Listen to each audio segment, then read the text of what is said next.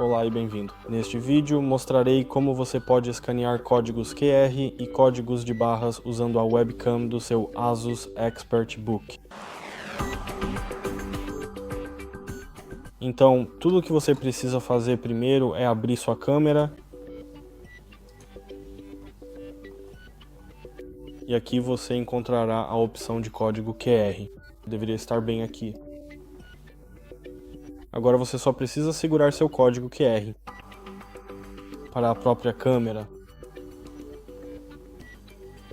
E como você pode ver, o código QR foi escaneado de fato.